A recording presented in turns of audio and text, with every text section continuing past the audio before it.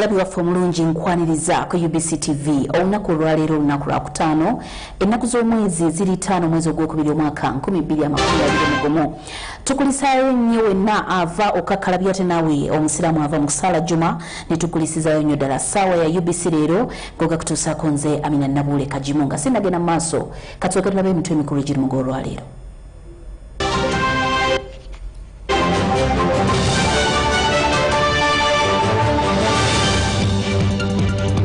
President Museveni asuuliza okwongera ku muwendo gw'abalamuzi okukendeeza ku misango egyetuumye mu kkooti.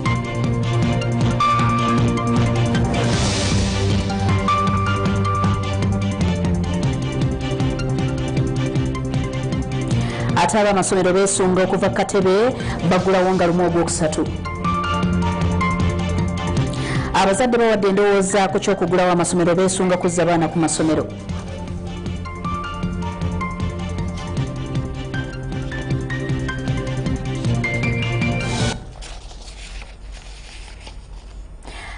Nyongera okwaniriza ku UBC TV nze Aminah Nabuule Kagimu okubanga nkutuusaako amawulire UBC leero. Mukyala w'omukulembeze w'eggwanga Janet Kata Museveni era nga ye minisita avunaanyizibwa ku nsonga z'ebyenjigiriza awamu n'ebyemizannyo ng'ayita mu kiwandiiko ky'awandiise alaze essanyu okulaba nti abayizi naddala abali mu bibiina ebyakamalirizo baddamu okukakkalabya emisomo gyabwe ate nga bagoberera ebiragiro ebyassibwawo okukendeeza ku nsaasaanya y'ekirwadde ekya COVID-19.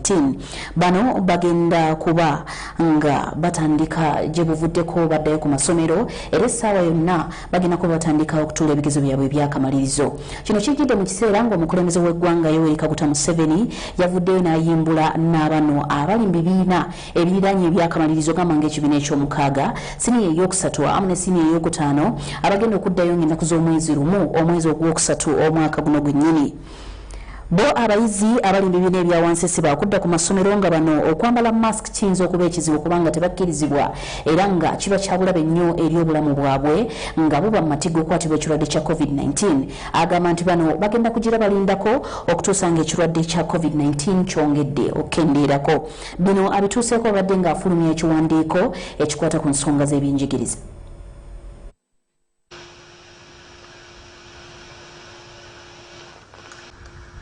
That we knew very little about, in essence, that it was highly infectious and spread through social contact. We could not risk our young people by keeping them in schools, therefore, without having any plans in place to keep them safe. And 3, we needed time to prepare our schools to manage this pandemic. In response to this emergency situation, we developed and started implementing the education sector COVID-19 response plan. This plan has helped us to achieve 2 important things. 1, we have ensured continuity of learning for learners while they are at home through distribution of printed home study materials and delivering broadcast lessons on radio and TV for primary and secondary learners. For higher institutions of learning, we have had to adopt distance and online learning. And 2, we have used this period to prepare education institutions for return of learners under COVID-19 situation. Ministry of Health worked with Ministry of Education to develop COVID-19 standard operating procedures for education institutions. These were disseminated guidelines for their implementation. By October 2020, after consultations with Ministry of Health and other stakeholders, we were confident enough that education institutions could partially reopen for candidate classes and final year students in higher institutions of learning. To ensure that the reopening was done safely, we undertook the following. 1, disseminated the SOPs and implementation guidelines. And 2, we inspected education institutions for their capacity to implement the SOPs. Mawulire ga UBC leero ate bo abakulira amasomero kati beetegese okubanga bagoberera ebiragiro by'okwetangira COVID-19 oluvannyuma lw'omukulembeze w'eggwanga okulagira abayizi naddala abali mu bibiina ebidirira ebyakamalirizo okutandika emisomo gyabwe nga lumu omwezi ogwokusatu gwe mwezi ogujja. Akulira essomero lya Kololo Senior Secondary School Edward Kanoonya akubidde gavumenti omulango ogutakungula okudduukirira amasomero naddala mu kiseera kino nga gataaguddwa nnyo olw'ekirwadde kya COVID-19. Amasomero gabadde ku muggalo okuviira ddala mu mwezi ogwokusatu omwaka oguwedde olwa ssennyiga omukambwe COVID-19 okubalukawo mu ggwanga.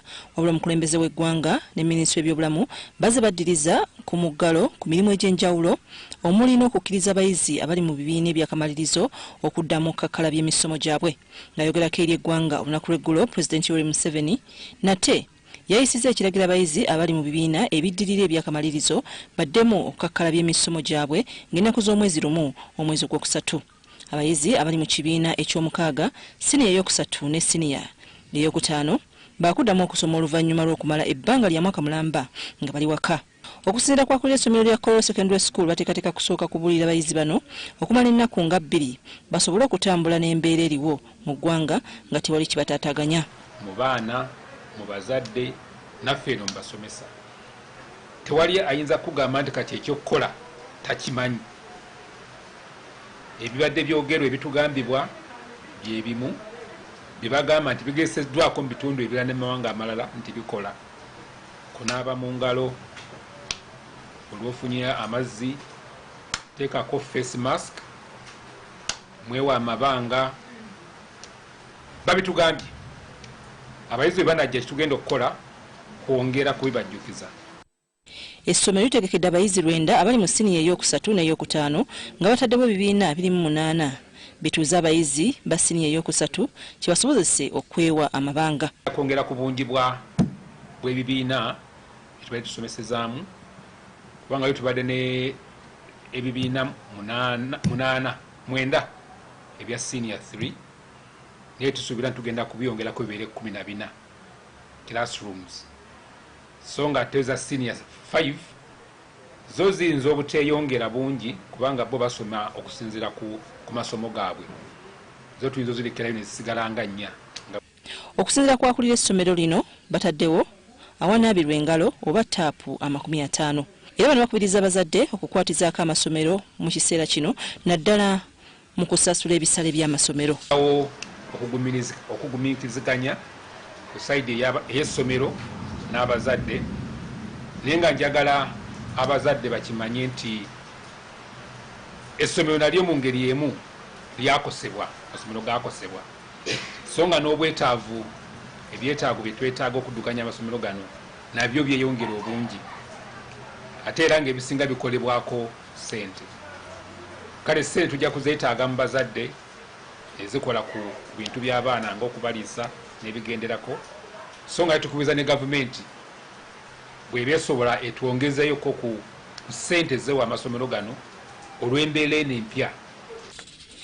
Ebyongo bitadde wabbali, essomero lya Nakasero Primary School nalyo litaddewo ebibiina 11 nga byakutuuza abayizi b'ekibiina eky'omukaaga okuva ku bibiina 4 bye babadde nabyo nga COVID tannalumba ggwanga.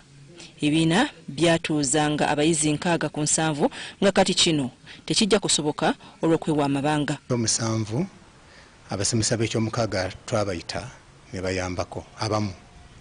Kakati bwe tunaggulawo ekyomukaaga, abasomesa b'ekyomukaaga tujja kubagattako abasomesa b'ekyokutaano n'ab'ekyokuna okusinziira ku dimandi nga bw'enaabeera, ate tutambuze kilaasi eyo. Naye tumanyi nti oluvannyuma lw'omwezi ogumu wajja kubeerawo ate nga abasomesa abadde basomesa ekyomusanvu nga bafunye ku buweerero nga basobola okujja ate ne bakwasaganya ekyomukaaga. Akulira essomero lino ategeezezza nti bataddewo buli kimu ekyetaagisa okutangira COVID-19 okusaasaana mu bayizi. Ngagumbulizi ky'abaana ekyo kyawa munywanyiwe. Kakati ffe ng'essomero kye tulina ze temperature guns ez'okutuyambako kulaba nti omuntu ono alabika temperature eno si nnungi kale katuyite bekikwatako batuyambeko okumukola ki okwongera ku screeninga father naye awo wetusobola okukoma ne temperature guns zaffe. Omukulembeze w'eggwanga okuvaayo n'alangirira abaana okuddamu okusoma, abazadde bangi babadde bakyesunga era nga kati abakulu b'amasomero balowooza nti omuwendo gw'abayizi gwa kubeera waggulu nga batandise. Bakyagala nnyo abaana baabwe okusoma ate okimanyi nti buli lwobeera nga nakyoyagala era ofuba okulabika nti okituukako n'okituukiriza bulungi. So tulina essuubi nti abazadde bajja kubeera nga balina obusobozi bw'okusindika abaana baabwe ku masomero. Yeah, basing on what we went through with the candidates, we were able to get almost 99% of our candidates back. We almost got the same number like those who left on 20th of March. Almost all of them came back. We do expect the same for senior 3 and senior 5. Abayizi bateekateeka okuddamu emisomo gyabwe, abazadde basabiddwa okusindika abaana n'ebikozesebwa mu masomero. Ndi Nafuka Farida, Kampala. Wabalinyi munnaffe Nafuka Farida. Ababaka ba Parliament basimye kkooti y'ensi yonna ewozesa emisango gy'abakalintalo etuula mu Hague okusingisa eyali omuduumizi w'ekiwayi ekyabayeekera ekya the Ladies Resistance Army Dominic Ongwen emisango. Ongwen yasingisiddwa emisango 61 ku misango 7 gy'abaddawo n'ennemba nagyo omuli ogw'okulinyirira eddembe ly'obuntu, okuwamba abantu, okubatta, okuyingiza abaana abato mu bikolwa by'ekiyeekera awamu n'ebirala bingi. Omusasi wa UBC leero Ivan Kahwa ayogeddeko n'abamu ku babaka mu Parliament era ne bamuwa endowooza zaabwe ez'enjawulo ku kusalawo kwa kkooti. Katubirabe.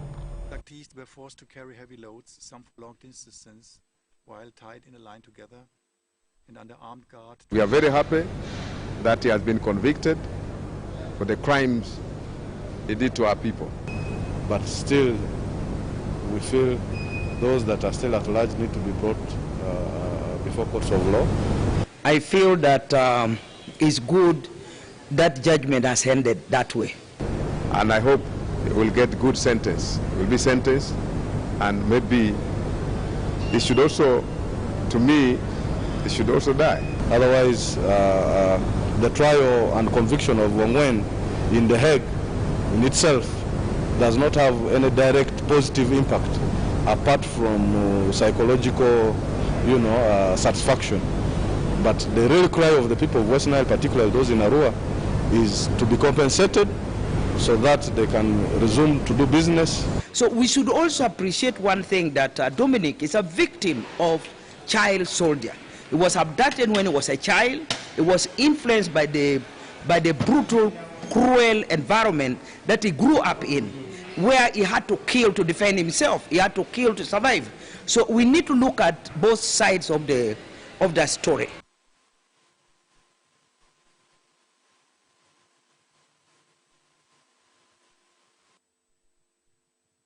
UBC leero akakiiko k'ebyokulonda olunaku olw'eggulo kalangiridde Rwad Kalema Basamulekere ku bwa ssentebe obw'eggombolola y'e Katabi ku bantu 9 be yabadde avuganya nabo. Wabula abamu ku baavuganyiza nabo bawakanya ebyavudde mu kulonda nga bagamba nti si bamativu n'ebyalangiriddwa avunaanyizibwa ku byokulonda mu disitulikiti y'e Wakiso. Omusasi wa UBC leero Sula Kagugube ayogeddeko n'abantu bano, katulabe ebisinga ku bino. Olunaku lw'eggulo akakiiko k'ebyokulonda ku disitulikiti y'e Wakiso akakulira Tobert Musenguzi kavuddeyo ne kalangirira Rwad Kalema Basamulekere ku bwa ssentebe w'eggombolola y'e Katabi. Kino kyaddiridde oluvannyuma lw'okumegga banne 9 bwe badde bavuganya ku kifo kino n'obululu 848. Olwaleero njogeddeko ne Rwad Kalema n'atunnyonnyola embeera gye yayiseemu okutuuka ku buwanguzi buno. Kubanga nafunye obululu 848 ninga obululu obwo ate siwe bwabadde bwokka namisinzeko obululu 1500. Wabula nga bwe kiri nti atakulekera naawe tomulekera, bw'oba oli awo bano kye basinziddeko ne bawakanya obuwanguzi bwa Rwad Kalema era nga bagamba si bamativu n'akakiiko k'ebyokulonda okulangirira omuntu ono ku buwanguzi. Tumanyi nti ebintu bino ebyakozesebwa tulowooza nti byava bweru era byakuumibwa bulungi. Bwe byanga byakuumibwa bulungi ate ballot papers zino nga n'ekiseera ekyokulonda tekinnabaawo, bannaffe baba nuupu baazijjawa kubanga obujulizi weebuli. Ballot paper tuzirina ezitiikingiddwa nuupu, aba supervisors aba electoral commission mu bitundu ebimu bekobaganye ne current mayor ne babba akalulu mu ngeri gye bakikozeemu ekisinga nnyo kyabadde kya ballot staffing ekyasooka basooka kulonda aba presiding officers bonna nga banup siina na busobozi bulagirira electoral commission okubba obululu n'olwekyo ekyo sijja kikomentingako nnyo akyogeddeko yabadde wa kusatu ng'alina obululu 2,000 n'akwata empapula n'agenda wakisonga returning officer amulangirire omukwade bamuvuganya mwe muli ne Robert Mukasa nga ye ssentebe wa Kabale mu kiseera kino agamba si mumativu n'ebyalangiriddwa akakiiko k'ebyokulonda agamba mu kiseera kino kyakuŋŋaanya bujulizi obulaga nti wabadde ebirumira mu kalulu kano era ng'oluvannyuma bakutuuka ku kyenkomeredde balabe oba bagenda mu kkooti okujulira evidence esooka ekyali ku bululu bwe twakwatidde ku polling station ey'ekitinda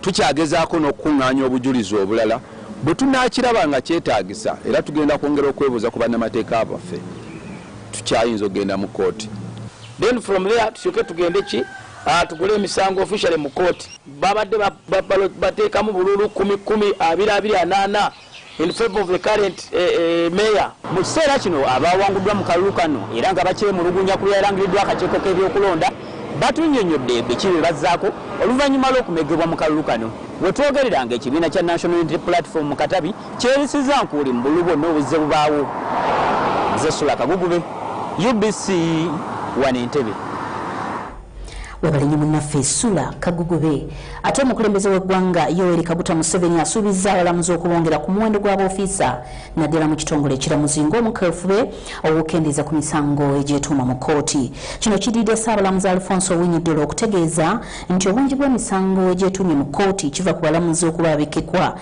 awamu n'ababayambako okubanga batono ddala Pulezidenti Museveni yabadde omugenyi omukulu ku mukolo ogw'okuggulawo omwaka gw'ebyamateeka 2021 gubadde guyinira mu kkooti enkulu mu Kampala.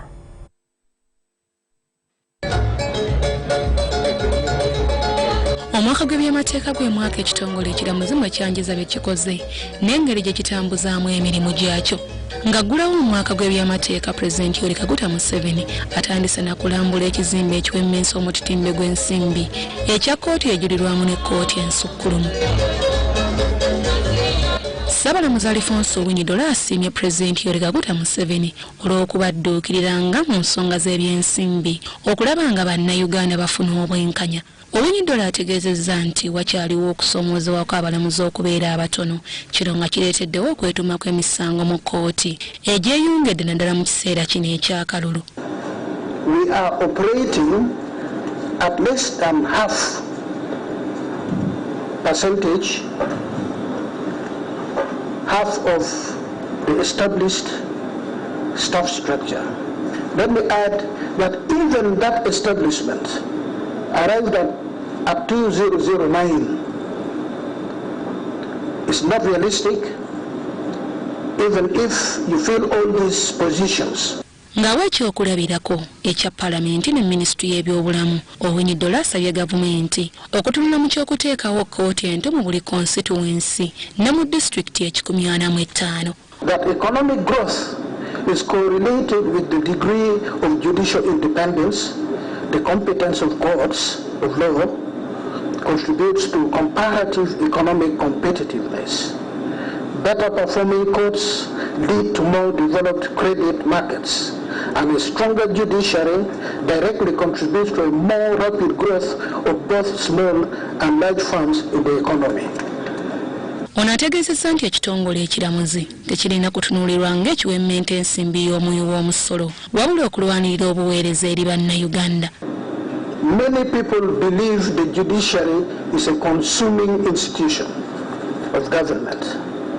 Nothing could be further from the truth. The judiciary is not a consuming institution. The judiciary contributes to the success, to the development, to the growth of the economy of Uganda in a big way. Pulezidenti Yoweri Kaguta Museveni ng'asinziira ku mukolo ogw'okuggulawo omwaka omupya ogw'ebyamateeka yeeyamye nga bw'agenda okukwatizaako ekitongole ekiramuzi ku buli disitulikiti okulaba nga wabeerawo kkooti n'abalamuzi. As I have always indicated, I fully support the plans by the judiciary to automate the courts because of the obvious benefits of resolving cases through use of improved methods which technology affords. In the NIA manifesto of 2021-2026, we have promised to recruit more judges and staff for the judiciary to fight case backlog and enhance access to justice. Museveni asiimye ekitongole ekiramuzi olw'okugoberera ebiragiro by'okwetangira ekirwadde kya COVID-19 naddala nga beewala omujjuzo. Wabula n'asabye abalamuzi okusalanga amangu emisango gy'ebyobusuubuzi naddala egyo egirimu bamusiga nsimbi n'emisango egyekuusa ku bulyake n'obukenuzi.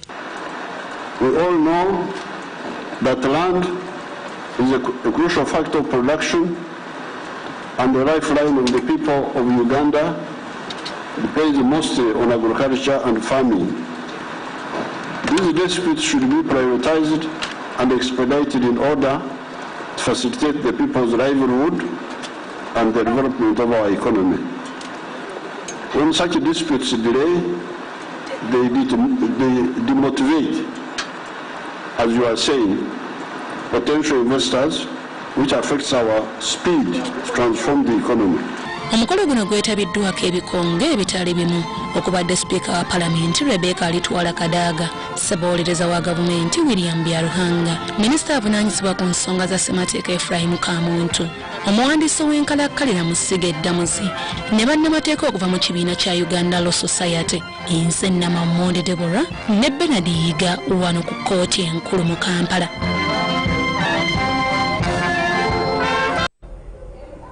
Webali nnyo Namamonde Deborah awamu ne Bernard Iga. Abazadde b'abayizi abali mu bibiina ebidirira ebyakamalirizo basanyukidde ekyokusalawo okw'omukulembeze w'eggwanga okubanga abazaayo ku masomero babenga nabo basoma okutandika nga lumu omwezi ogwokusatu omwaka guno bwe yabadde ng'ayogerako eri eggwanga olunaku olw'eggulo ng'awewula ku muggalo. Bakkaanyiza n'ekyokwawulamu abayizi abato ne basigala ewaka ate abakulu ne badda ku ssomero kubanga kigenda kubakuuma nga balamu. Katubirabe. Olunaku lw'eggulo omukulembeze w'eggwanga yalagidde amasomero agaggulewo eri abayizi abali mu bibiina ebidirira ebyakamalirizo baddemu okusoma nga abali mu bibiina bya wansi bagira basigala ewaka nga bano basobola obutagoberera ebiragiro bya kwetangira COVID-19. Leero UBC ewayizaamu n'abamu ku bazadde ne batuwa endowooza zaabwe okusalawo kw'omukulembeze w'eggwanga. Emiti emito gye gigumiza ekibiira bo bagende baddeyo basome ye future yaffe ey'omumaaso bano abakulu baawa badda bagende bakole. Balina okufa ku baana abato bambi abato ddala kati nga aba baby foundation bagise abaana bakula tunakola tutyaffe fiizi zitumenya abasinia ano bakuze bajja nakubakwatira mu byalo abaana baffe bajja kubakwata babafunisa embuto tunaabazaawa. So nga bakulembeze kye batunuulidde kyabadde kituufu abazadde era twongera obakubiriza bongere okubeera abagumiikiriza obulwadde bwo butta gye buli. Naddala ba headmaster b'amasomero bedmistress ba directors bongere okubiriza abaana nga bateeka amazzi ku buli entrance. Sinakindi singa gavumenti yabadde esomera amasomero ago yanga abadde n'amazzi ga bwereere ne basobola nga amasomero gonna buli wali amazzi we basobola okuteeka tapu bagiteekewo nti omwana abanga anaaba buli kadde. Bagambye n'ekyokwawulamu abayizi ekiteeso kirungi ekigenda okuyamba abaana obutasasanya ssennyiga ono okuva ku masomero okumutwala awaka. Omuwendo gw'abafuna COVID-19 gugenda gwesala buli lukya kubanga bannayuganda bagezezzaako okunyweza ebiragiro ebyateekebwawo minisitule y'ebyobulamu okutangira okusaasaanya ekirwadde kya COVID-19. Nze Shaidat Nassaku. Webali nnyo munnaffe Shaidat Nassaku oli ku mawulire UBC. Leero tuli ku UBC TV Nile Avenue mu Kampala gwe tusinziire kutuusaako obutereevu amawulire gaffe. Osobola n'okutusanga ku kibanja kya Facebook oba YouTube. Genda ku bibanja ebyo oteekemu UBC Leero genda kuba otuwota buliro. Katooke tumulemu katono tukomewo n'amulala mangi tavaako UBC TV.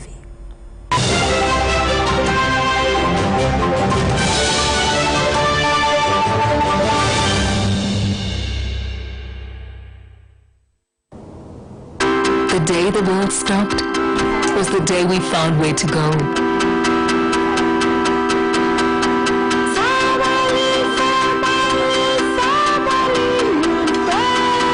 From now on, we're not going to leave anything on our plates. Because we've learned to savor the moments that were always there, and they never tasted this good. Sigala nga wuyinza ku network ya 4G esingira ddala mu Uganda obudde bwonna woli ng'okozesa Airtel 4G Pocket MiFi ku shillings emitwalo 12 mu 13 ejjirako GB 15 ez'obwereere okumala omwezi mulamba osobola n'okuyungako bannabala 10 omulundi gumu nyiga *755* okufuna GB 15 ez'obwereere awo nno olyoka owangalira ku internet Chali edduuka lya Airtel lyonna kuli okumpi ojefunire leero. Airtel, the smartphone network. Erungamizibwa Uganda Communications Commission. It's no secret that ICT makes learning easy. The strides made in our field could not be possible without it.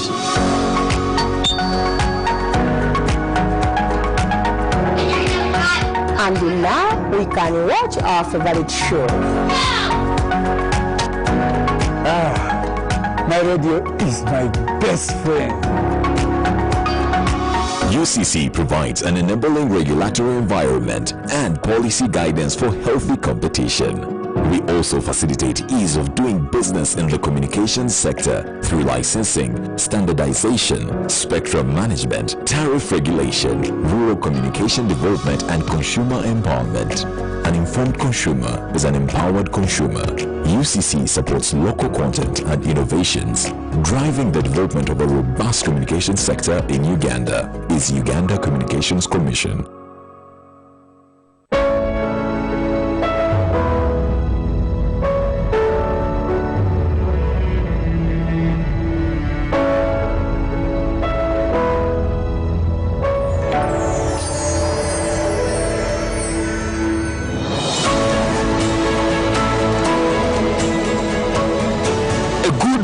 Doesn't tolerate violence against children. Because a good school equals a better life. Raising voices. Double data. Airtel introduces double data. The biggest deal ever on smartphones in Uganda. Buy a smartphone, 3G or 4G, and get 100% data bonus from Airtel. Airtel is giving you 100% bonus data on all weekly and monthly bundles for every new smartphone connected to Airtel for the first 3 months. Dial *175*9# to enjoy double data. Double data, double data. Oh, Airtel, the smartphone network, regulated by Uganda Communications Commission. Your safety while using electricity starts with having a certified technician to wire your premises. Do not use Kagimu sockets. Chisaka, now that the wiring is complete, how do I get power? No, I'll get you power in my own way. And you don't even have to worry about the bills. I'll bring them myself. Is your neighbor there? She went to work. Does she have power? Yes, she has. If your neighbor has power, desist from illegal connections because they are not only dangerous but could lead to prosecution and death. Chisaka, what is this? Oh my God, I'm from Umeme. I did not say Umeme. I am from Umeme. At Umeme, your safety is our top priority. Report illegal practices to Umeme when you detect them. Download the Umeme app for other services. Stay alert, stay safe, save lives. Umeme, powering Uganda.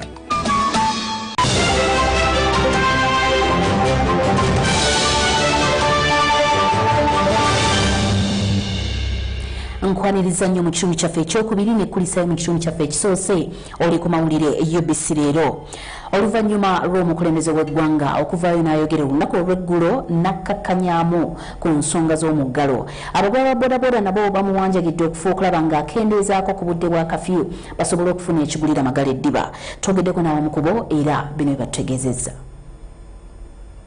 owa bodaboda ne masiki y'olukumi emulema okugula n'amafuta agagenda mu piki ga 15 gamulema oteekamu n'asooka yeewola ffe tulya looni okuva ewaka naye sijja kusanitayiza buli lunaku ne masiki gye bampa yaggwako ddako ennaku ezi n'entuyanya neyibuka munda kati naguze gino ya 2000 owulidde kyokka masiki baazikola siringi 3 ne balimba abantu mu za 300 kyekisooka bw'obeera ne sanitayiza kasoma yennyini tamukola ki tamwagala kubanga alowooza mukadde ate bwobeera olina masiki n'omugamba nti sijja kutwala nti tolina masiki agaana okulinnya n'alinnya atakola ki atalina masiki kati weesanga nga naffe ebya masiki tubikoze eki nga tubivuddeko naye kati omusaabaze baffe wano balugezigezi bw'omugamba tolina masiki ng'akuvaako bw'omugamba tolina oba ng'alaba ye gwasanga gwakola ki gwalinnya nabo bennyini baabo balaba tibalina ki tibalina masiki abamu baziteeka muki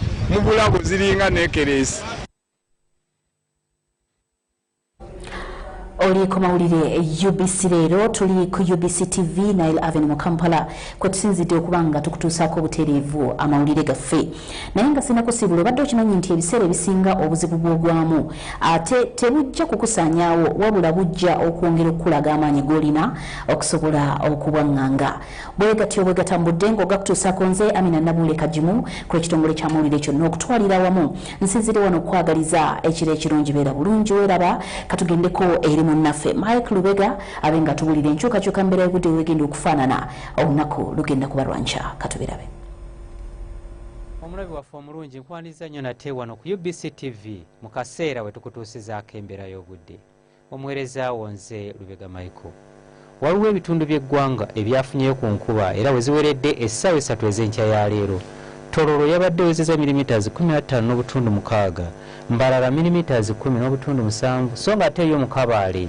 lwafuyiridde wabula mu malya g'ebyemisana mu bitundu ebyo eby'e Kampala Masaka n'emiriraano enkuba bikokyo etonye mu bitundu ebyo omuwendo gwayo tujja kukutuusaako olunaku lw'enkya bwetunulira ku bifaananyi ebyo ebikubiddwa ku ssemazinga wa Africa bitulaga nga omukuubo gw'enkuba guseeseetuseeko nga gudda mu bukiikaddyo bwa ssemazinga wa Africa ekireeseewo enkuba okutonnya wano na wali mu bitundu by'eggwanga ebitali bimu enkya ku makya tusuubira ebitundu by'eggwanga ebisinga obungi obudde okubeera obw'ekikome nga n'awamu akasana kajja kkeera kwaka wabula yo mu nnyanja Nalubaale tusuubirayo oluwandaggirize olw'eggulo tusuubira embeera eno okukyuka nga mu bitundu ebyo byetoolodde ennyanja Nalubaale awamu n'embugwanjuba bw'eggwanga lyaffe tusuubirayo enkuba okutonnya byo ebitundu by'eggwanga ebisigaddewo ebirala tusuubira omusana okwaka ebbugumu erya waggulu tulisuubira okutuuka ku degrees 33 mu bukiikakkono bw'eggwanga lyaffe so nga ebitundu ebyo ebyetoolodde ennyanja Nalubaale nga n'ekibuga Kampala mw'okitwalidde ebbugumu erya waggulu tulisuubira okutuuka ku degrees 29 yo mu nsozi z'e Kabaale ebbugumu erya waggulu tulisuubira okutuuka ku degrees 25 bwe tweyongerayo mu bibuga ebimu ebiri ebusukkansalo w'eggwanga lyaffe mu Moscow tusuubirayo omuzira nga gw'amaanyi so nga teyo mu Paris tusuubira enkuba okutonnya olwo mu Mombasa tusuubirayo omusana okwaka nga n'ebbugumu erya waggulu lijja kutuuka ku degrees 30 ebyo bye tukujjidde mu kitongole ky'eggwanga ekivunaanyizibwa ku mbeera y'obudde wano ku UBC TV n'olunaku lw'enkya tulindirire mu budde bwe bumu nze Lubega Michael.